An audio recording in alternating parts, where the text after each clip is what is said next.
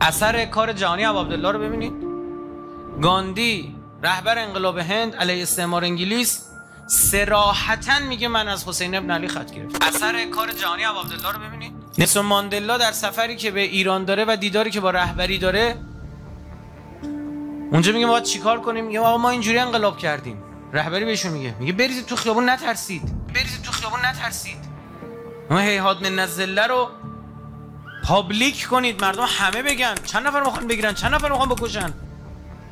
میره چند ماه بعد انقلاب میشه در آفریقای جنوبی. این انقلاب‌های مهم دنیا متأثر از امام حسینه. همین الان شما اثر حسینی بودن رو دارید میبینید تو بین مسلمان‌ها. کدوم مسلمان‌ها غیرت دارن، عرضه دارن؟ اونایی که امام حسینیه. دارید میبینید دی؟ من هیچ جای دوری نمی‌رم. همین الان شما تلویزیون روشن می‌کنید، این از کدوم کشور داره صدا بلند میشه؟ کجا غیرت داریم می‌بینیم که اونجا که حسین ابن علی هست. پس برای همون مردم بوده؟ نخیر، برای کل تاریخه.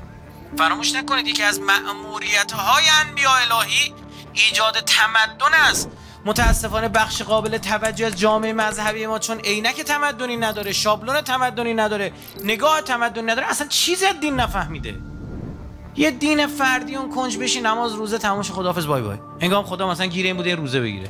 مثلا شما نگاه تمدنی نداشته باشید تو دین، یعنی تدین و تمدن با هم آمیخته نشه، کنار هم قرار نگیره، اصلا چیزی از دین داری در نمیاد.